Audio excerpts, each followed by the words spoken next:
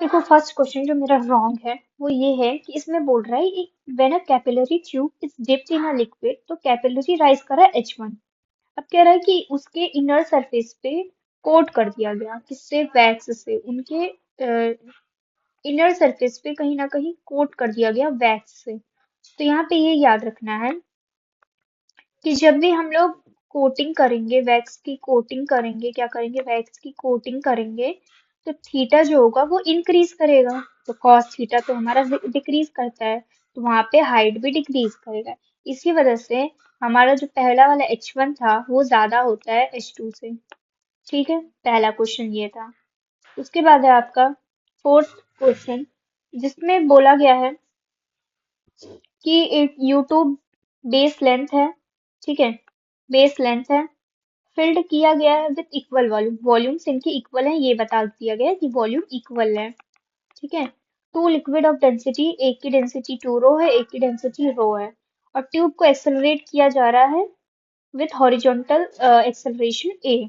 ठीक है, उसके बाद कह रहा हाइट जो दी गई है इनकी डिफरेंसेस की वो जीरो दी गई है, मतलब H2 माइनस H1 बराबर जीरो दी गई है, इसका मतलब H1 बराबर H2 है। ठीक है, ये दिया गया। ठीक है, और ये कह रहा ओपन है किससे, एटमॉस्फेयर से।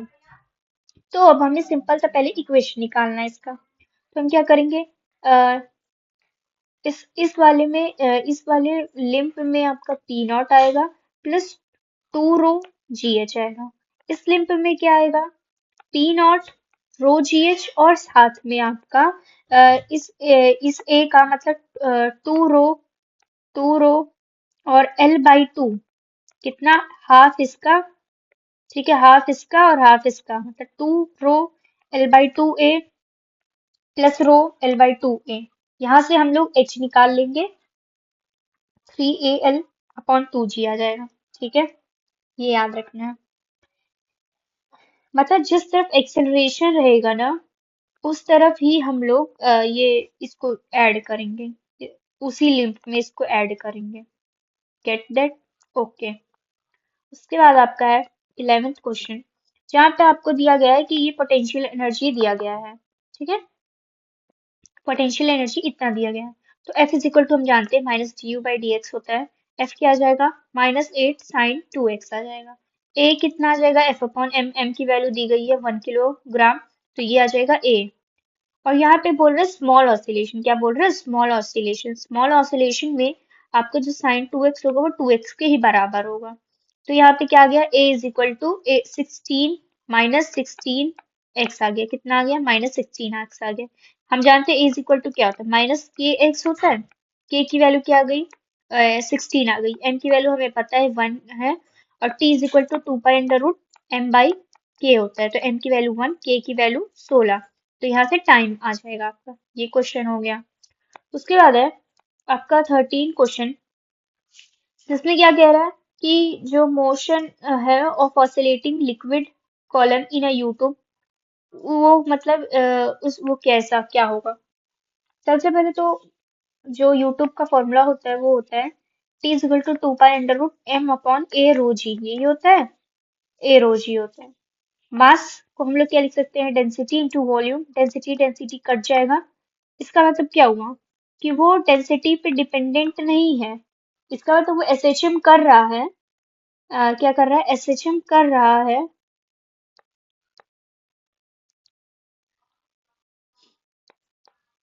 एसएचएम कर रहा है, और इंडिपेंडेंट है किससे, डेंसिटी से। एसएचएम कर रहा है लेकिन डेंसिटी के इंडिपेंडेंट है, यूट्यूब में डेंसिटी के इंडिपेंडेंट होता है। ठीक है, उसके बाद आपका 14th क्वेश्चन, जहाँ पे मतलब मैंने गलती बस थीटा लेने में कर दी थी, मतलब कि जो हमको फाई की वैल्यू निकालनी है उसमें, तो फाई की वैल्यू हम कैसे, देखो ए नेट तो हमारा आ जाएगा कैसे, A1 square plus A2 square plus 2A1 A2 cos theta, theta cos theta, theta कितना दिया है 2 पाई/3। यहाँ से जब सॉल्व करेंगे तो ए नेट जो आएगा वो कितना आ जाएगा, ए आ जाएगा, कितना आ जाएगा, ए आ जाएगा। ठीक है, अब हम tan फाई की वैल्यू जब निकालेंगे तो वो हमारी √3 आ रही है, कितनी आ रही है, √3 आ रही है। tan फाई की value A sin theta upon A plus A cos theta कितनी आ रही है, √3 आ रही है। अब √3 हमारा 4π/3 भी हो सकता है और π/3 भी हो सकता है ना, दोनों हो सकते हैं। लेकिन यहाँ पे हम लोग 4π/3 की वैल्यू चूज करेंगे, क्योंकि आपका ये जो ए नेट है वो इधर है, इसका अपोजिट इधर होगा, इसकी दूरी से अगर हम नापेंगे तो कितना आएगा, 4π/3। ठीक है। अब यहाँ पे कह रहा है कि आइडेंटिकल स्प्रिंग्स हैं, स्प्रिंग है of steel and copper, steel और कॉपर का दिया गया है। तो कह रहा है ना कि स्टील में हमें ज्यादा वर्क करना पड़ेगा। ठीक है, वर्क करना पड़ेगा, ये बात बिल्कुल सही है। रीजन ये था, रीजन ये है कि जो स्टील है वो ज्यादा इलास्टिक होता है, मोर इलास्टिक होता है देन द कॉपर। तो जो ज्यादा इलास्टिक होता है उसमें हम उतना ही वर्क करते हैं। तो स्टील क्या है, ज्यादा इलास्टिक है कॉपर से, ये याद रखना है। उसके बाद है 29, जहाँ पे कह रहा था ए वायर है suspended, wire suspended from ceiling rigid support and stressed by weight W। ठीक है, और उसके फ्री एंड दिए गए हैं, फ्री एंड है। तो स्ट्रेस हमें निकालना था, एरिया दिया गया था, स्ट्रेस इज इक्वल टू क्या निकालेंगे, यहाँ पे हम लोग डायरेक्टली ऐसे करेंगे, stress is equal to force upon area. Force हमें दिया गया है कितना, W, W और बाई ए, तो आंसर आ जाएगा W/A। कभी 0 W/2A मत चूज लेना। उसके बाद 30 का आंसर, जो कि कैलकुलेशन मिस्टेक था। यहाँ पे कह रहा है stretching of a spring depend on the shear modulus. जब हम लोग स्प्रिंग को स्ट्रेच करते हैं तो वो कह रहा है वो डिपेंड करता है किसके ऊपर, shear मॉडुलस के ऊपर, किसके ऊपर, shear मॉडुलस के ऊपर। तो ये बात बिल्कुल सही है। कह रहा है जो कॉइल है, कॉइल स्प्रिंग है और copper is more tensile strength than steel spring of same dimension. अब भी हम लोग ने पढ़ा है कि जो स्टील होती है उनकी इलास्टिक प्रॉपर्टी ज्यादा होती है कॉपर से, तो इनकी जो टेंसाइल स्ट्रेंथ है वो भी ज्यादा ही होगी, किसकी, स्टील की। उसके बाद है आपका 36 क्वेश्चन, जहाँ पे पोटेंशियल एनर्जी और टाइम की ग्राफ पूछा है और हमें x इज इक्वल टू कितना दिया गया है, a cos ओमेगा टी।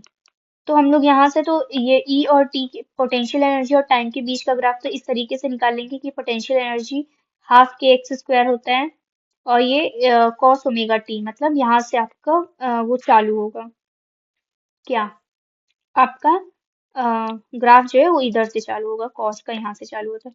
तो ये तो आपका टाइम और पोटेंशियल एनर्जी के बीच का हो गया।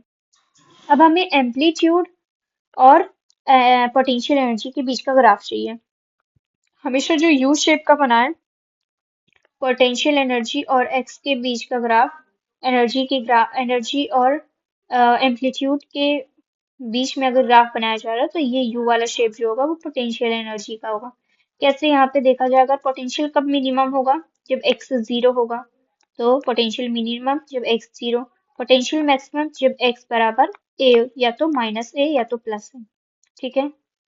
उसके बाद है आपका 44 क्वेश्चन में इंपॉर्टेंट है तो इसको याद कर, ये मेरा सही था लेकिन फिर भी इसको देख लो।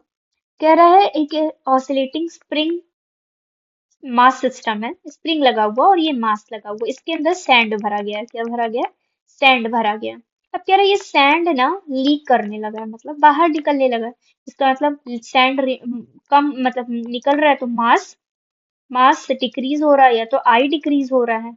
तो मास डिक्रीज होगा, मास डिक्रीज होगा, तो हम जानते हैं कि mass is inversely proportional to omega square है। तो अगर मास डिक्रीज होगा तो ओमेगा भी क्या होगा, ओमेगा क्या करेगा, इंक्रीज करेगा। तो यहाँ तो हमें मालूम चल गया कि अगर मास कम हो रहा है तो ओमेगा इंक्रीज करेगा। तो आई, ओमेगा और टी का ग्राफ क्या बनेगा, कुछ इस तरीके का बनेगा। ठीक है। अब एम्पलीट्यूड की बारी, एम्पलीट्यूड में क्या होगा कि ओमेगा हम जानते हैं v इज इक्वल टू क्या होता है, ओमेगा ए होता है, तो omega is inversely proportional to A होता है। तो अगर ओमेगा इंक्रीज कर रहा है तो ए क्या करेगा, डिक्रीज करेगा। तो इसका मतलब इसका ग्राफ कैसा होगा, कुछ इस तरीके का होगा। ये ये ग्राफ होगा। ठीक है। उसके बाद है आपका,